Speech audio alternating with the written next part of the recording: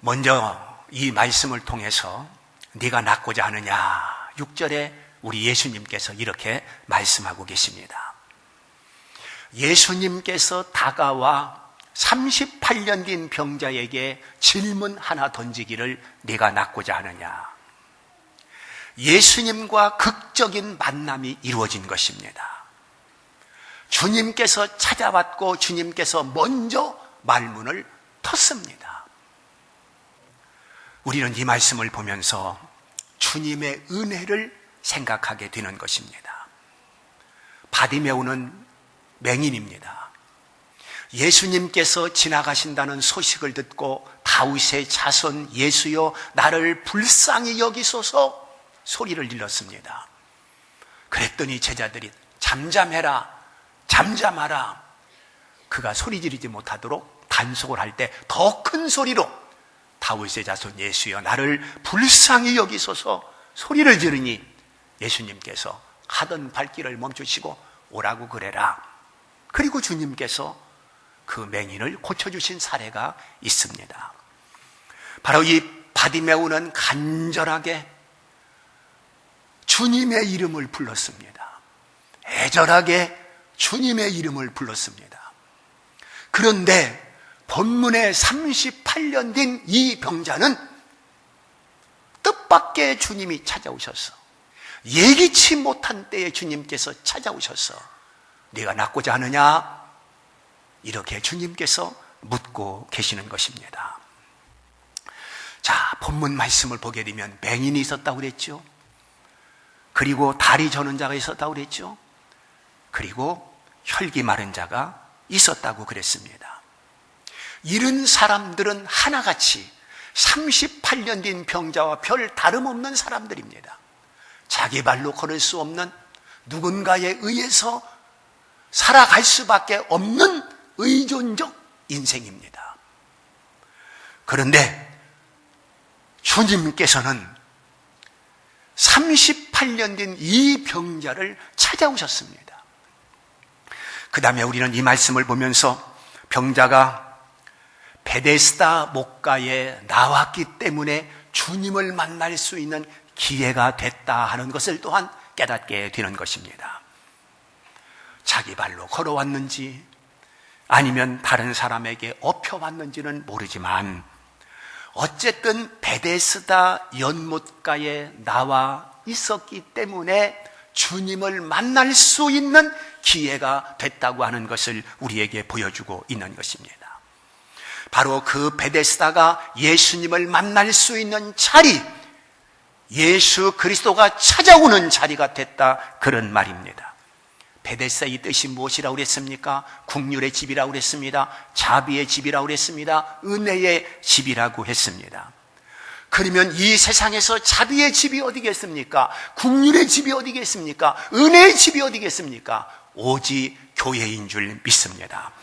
그러므로 이 교회는 바로 예수님을 만날 수 있는 장소고 예수님을 만날 수 있는 기회가 교회를 통해서 주어진다고 하는 것을 우리에게 보여주고 있는 것입니다. 우리가 찬송 속에서 주님을 만날 수 있고 기도 속에서 주님을 만날 수 있고 말씀 속에서 주님을 만날 수 있습니다. 우리는 예배를 통해서 주님을 만날 수 있는 은혜를 받을 수가 있는 것입니다. 그러므로 한 병자들을 베데스다 연못가로 데려다 놓았듯이 우리 주님께서는 사람을 강권하여 데려다가 내 집을 채우라 이렇게 말씀하고 계시는 것입니다. 세상에는 자기 발로 걸어올 수 없는 영적인 반신불수자들이 수없이 많다고 하는 것을 우리는 깨달아야 되는 것입니다. 그리고 그들의 호소를 들어야 됩니다. 제발 나 좀 교회로 데려가 주십시오. 이런 호소, 그 절규를 들을 수 있는 영적인 귀가 우리에게 있어야 되는 것입니다. 왜 그렇습니까?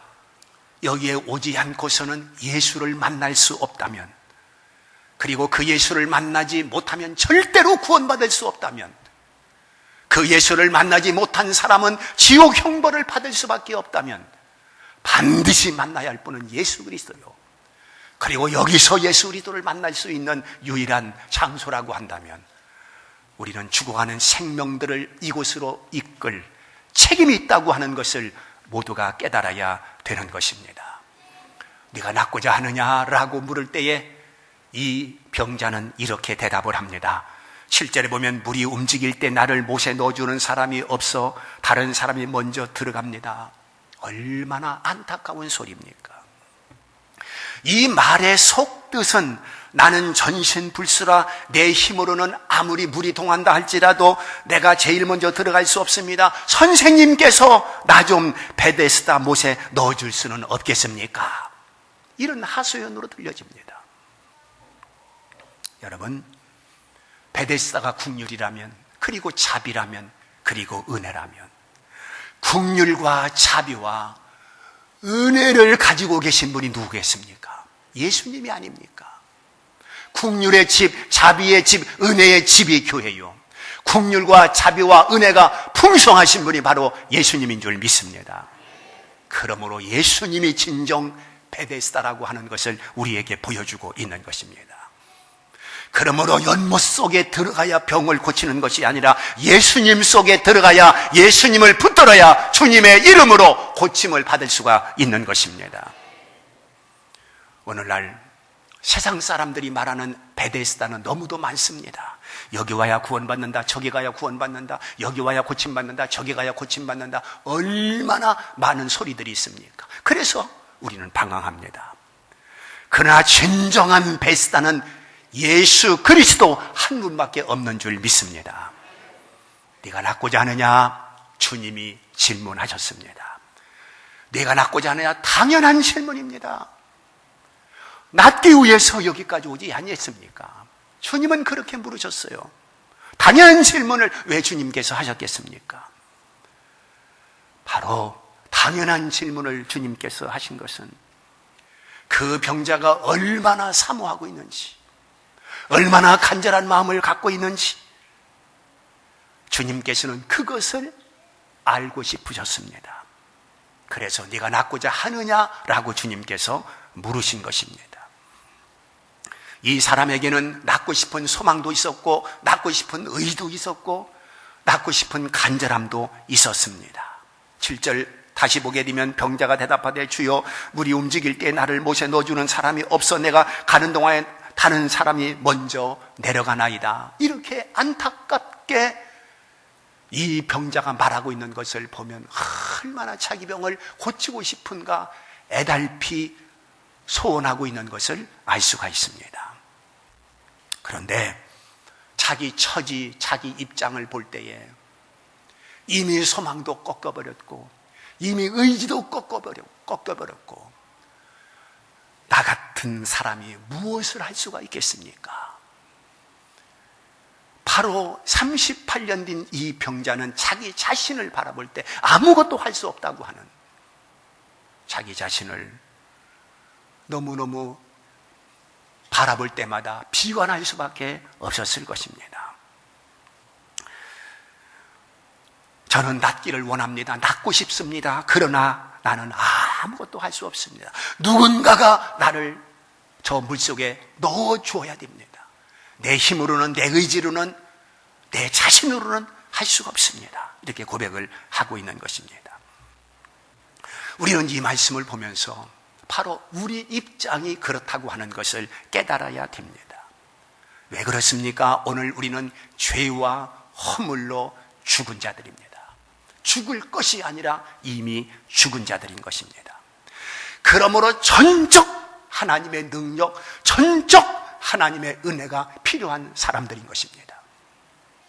내 의지 10%, 내 노력 10%, 하나님의 은혜 90%가 아니라 전적인 하나님의 은혜로 구원받을 자요 100% 하나님에 의해서 은혜를 받을 자라고 하는 것을 우리는 깨달아야 되는 것입니다. 그래서 에베소서 2장 1절에 그는 허물과 죄로 죽었던 너희를 살리셨도다라고 말씀하고 있는데, 그는 누굽니까? 예수 그리스도이십니다. 예수 그리스도가 허물과 죄로 죽었던 너희를 살리셨도다. 진정한 베데스다는 바로 예수 그리스도라고 하는 것을 우리에게 보여주고 있는 것입니다. 두 번째, 일어나라. 8절에 이렇게 말씀하고 있습니다. 주님은 아무것도 할 수 없다고 체념 상태 속에 빠져있는 38년 된 이 병자에게 주께서는 일어나라 이렇게 명하셨습니다. 이 명령은 주님만 하실 수 있는 명령입니다. 왜냐하면 일어날 수 없는 사람인 줄 뻔히 알면서도 일어나봐 하는 것은 그 사람을 조롱하는 것입니다. 놀리는 것입니다. 그런데 주님께서 일어나라고 하실 때는 주님은 반드시 책임을 지시고 일어나라고 명령하시며 너도 할 일이 있다고 일어나라고 주님께서 명하고 계시다고 하는 것을 우리는 알아야 됩니다. 자, 일어나지 못한 세월이 38년입니다. 38년 동안 누워서 살았습니다. 아무것도 할 수 없는 인생이었습니다. 한마디로 다른 사람에게 피해를 주며 다른 사람에게 누를 끼치며 다른 사람에게 신세를 져서 살 수밖에 없는 사람이었습니다. 비생산적 인간이죠. 오늘 우리가 일어나지 못하고 누워 있기를 원한다고 한다면 38년 된 이 병자와 무엇이 다르겠느냐 하는 것입니다. 오늘 성도들의 영적인 불치병이 무엇이냐? 일어날 수 있으면서도 일어나지 않고 편하기를 원하고 누워있기를 원하는 사람들이라고 하는 것을 깨달아야 됩니다. 여러분, 이 병자 입장을 한번 생각해 보십시오.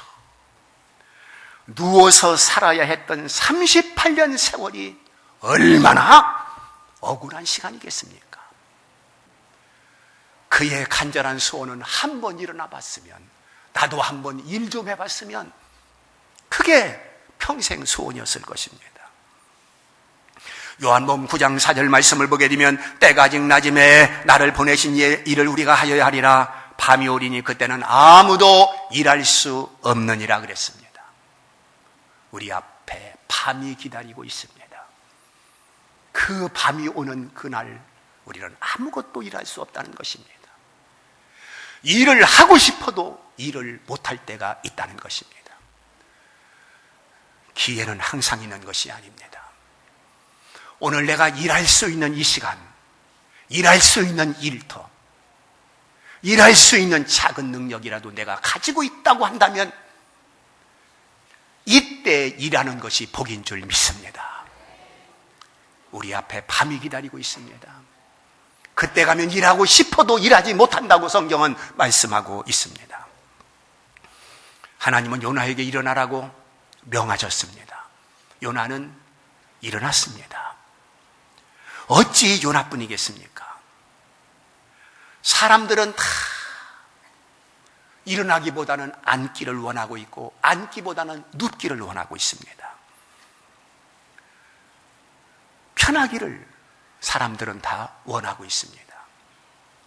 그러나 하나님이 보고 싶어하는 사람은 그런 사람이 아닙니다. 하나님이 원하는 사람은 그런 사람이 아닙니다. 하나님은 끊임없이 우리에게 일어나기를 명하고 계시다는 것을 알아야 됩니다. 그러므로 우리는 이미 선택받았고 이미 부름받은 우리는 하나님께서 우리를 일꾼으로 부르셨고 주의 종으로 우리를 부르셨다고 한다면 우리는 누워서 편하기를 원하는 자들이 아니라 주님을 위해서 땀을 흘리는 것이 그 땀방울이 한 방울 한 방울 보석이 된다고 하는 것을 기억해야 될 것입니다. 하나님께서 우리를 일꾼으로 세워주었습니다. 중직자들로 세워주었습니다. 중직자라고 한다면 장로요, 안수집사요, 권사들일 것입니다. 이것을 명예로 준 것입니까? 아니면 벼슬로 준 것입니까? 아니면 구색 맞추기 위해서 주신 것입니까? 아닙니다. 일하라고 주신 것입니다. 그러므로 이 고귀한 직분을 내가 받았다고 한다면 하나님을 위해서 아름답게 사용해야 되는 것입니다. 왜 38년 된 병자처럼 우리가 살아야 되겠습니까? 우리는 그렇게 살 수 없다고 하는 것을 깨달아야 되는 것입니다. 그러므로 우리는 예배에 충성하는 자들이 되어야 됩니다. 새벽 예배도 중요합니다. 주일날 예배도 중요합니다. 오후 예배도 중요합니다. 혹은 3일 예배도 중요합니다. 예배는 생명 걸고 지켜야 하는 소중한 하나님의 시간이라고 하는 것을 우리는 알아야 될 것입니다. 직분을 받기 전에는 그렇게 열심히 봉사하던 사람이 직분이 주어지고 난 다음에는 이제는 땄으니까 이런 식으로 38년 된 병자처럼 산다고 한다면 이것은 부끄러운 일이라고 하는 것을 생각해야 될 것입니다. 밤이 오리니 그때는 아무도 일할 수 없느니라. 밤이 오리니 그때는 아무도 일할 수 없느니라. 일할 수 있는 이때, 낮인 지금 하나님의 일에 열심을 다해야 될 줄 믿습니다. 사랑하는 성도 여러분, 네가 낫고자 하느냐? 주님께서 일어나라고 명령을 했습니다. 네가 복받기 원하느냐? 일어나라. 네가 은혜 받기 원하느냐? 일어나. 네가 치료받기 원하느냐? 일어나라고 주님은 우리들에게 말씀하고 계시는 것입니다. 왜 누워있느냐? 왜 뭉이적거리느냐? 주님께서 오늘 우리들에게 말씀하고 계시는 것입니다. 그 다음에 세 번째는 네 자리를 들고 8절에 이렇게 말씀하고 있습니다. 자리를 들고 일어나라고 말씀하고 계십니다. 그 자리가 얼마나 비싼 자리인지, 황금으로 만들어진 자리인지 그것을 들고 일어나라고 하셨겠는가? 아닙니다. 멍석에 불과합니다. 누더기 같은 자리입니다. 그런데 주님께서 그것을 버려라 하지 아니하고 들고 일어나 집으로 가라고 그랬습니다. 주님께서 전략정신 혹은 내픽정신을 교육하고 있는 것이겠습니까? 그렇지 않습니다. 지금 38년 된 병자는 고침을 받았기 때문에 이 자리가 더 이상 필요치 않습니다. 또한 38년 된 병자의 입장에서 보면 이 자리는 지긋지긋한 자리, 한이 서려 있는 자리, 고통과 눈물이 서려 있는 자리입니다. 쳐다보기도 싫습니다. 당장 버리고 싶은 자리일 것입니다. 그런데 주님은 그 자리를 들고 걸어가라고 말씀하고 계십니다. 버리지 말라는 것입니다. 왜 그렇게 하셨을까? 왜 주님께서 그렇게 말씀하셨을까? 즉 38년 된 병자가 주님의 은혜를 쉽게 잃어버리고 내가 언제 아팠던가 이렇게 얼마든지 망각할 수 있습니다. 그러나 그 자리를 쳐다보는 그 순간 내가 과거에 38년 동안 걷지도 못하고 38년 동안 누워서 살았지 하면서 다시 정신을 차려 그 은혜를 다시 깨닫고 하나님 앞에 감격하며 감사할 수 있을 것입니다. 사실 오늘 읽어드리지 아니했지만은 14절에 있는 말씀을 보면 보라 네가 나았으니 더 심한 것이 생기지 않게 다시는 죄를 범하지 말라. 심한 것이 생기지 않게 다시는 죄를 범하지 말라 이렇게 말씀하신 것을 보면 그가 옛날에 그 죄에 빠질 때에 그 자리를 바라보면서 내가 그 죄를 다시 지으면 안 되지. 이렇게 자기를 책망하고 자기 행동을 고쳐 살 수 있도록 우리 주님께서는 그 자리를 집에 두도록 한 것을 볼 수가 있습니다. 사랑하는 성도 여러분, 사람들에게는 망각의 병이라는 것이 있습니다. 잃어버려서는 안 될 것을 잃어버리면서 살고 있는 사람들이 얼마나 많습니까? 배고팠던 시절을 잃어버리고 교만에 빠져 있는 사람이 있습니다. 병들었던 시절을 잃어버리고 또한 이렇게 하나님의 은혜를 모르는 사람이 있습니다. 그런가 하면 실패의 그때를 잃어버리고 거만하게 사는 사람들이 있는 것을 볼 수가 있습니다. 가지 하나님께로부터 받은 은혜가 있건만 그런 은혜를 망각해버리고 교만하게 살고 불신앙으로 살고 제멋대로 사는 사람들이 얼마나 많습니까? 에베소 교회는 첫사랑을 잃어버렸다고 주님의 책망을 들은 적이 있습니다. 주님은 지금도 우리에게 자리를 챙기라고 말씀하고 계시는 것입니다. 38년 된 이 병자의 이 자리는 불행의 자리였지만은 주님을 만나고 난 다음에는 은혜의 자리로 바뀌었습니다. 어찌 그것을 잊을 수가 있겠습니까? 늘 울어도 눈물로써 못 갚을 줄 알아. 이런 찬송을 눈물로 부르면서 우리는 그 자리, 그곳, 그때, 그 시간, 그 장소, 그것을 결코 잊어서는 안 되는 것입니다. 항상 주님의 은혜를 붙들고 살 수 있는 성도들이 되어야 될 줄 믿습니다. 마지막, 걸어가라 말씀했습니다. 걸어가라 이렇게 말씀하고 있는 것은 목적 있는 삶을 우리에게 강조하고 있는 것입니다.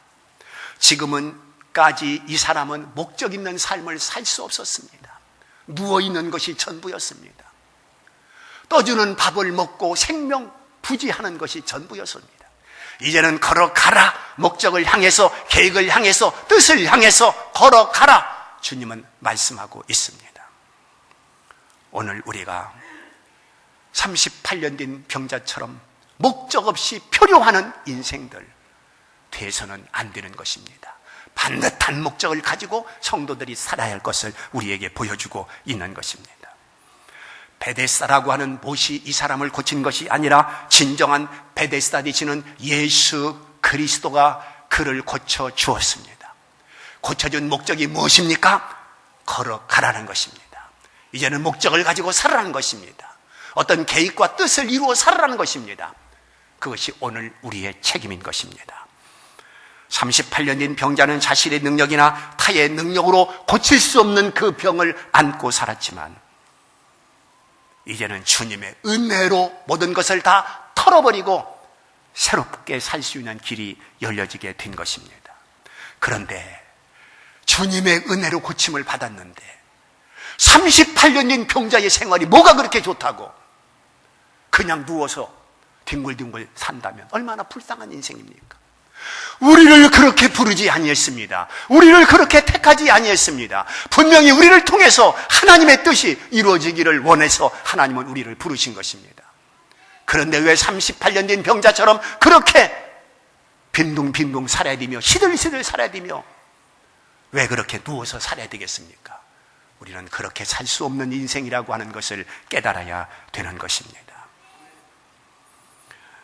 이날은 안식일이니 우리에게는 주일날입니다. 바로 안식일날 이 사람이 고침을 받았습니다. 바로 이 주일날은 우리의 영육을 치료할 수 있는 날인 줄 믿습니다. 오늘 하나님 앞에 나와서 영적으로 고침받고 육적으로 고침받고 주 안에서 평안을 누릴 수 있는 성도들이 되어야 되는 것입니다. 내 인생은 오직 예수에게 있습니다. 내가 살고 죽는 것이 예수에게 있습니다. 행과 불행이 예수에게 있습니다. 그 예수님을 통해서 오늘도 승리하기를 주의 이름으로 축원합니다.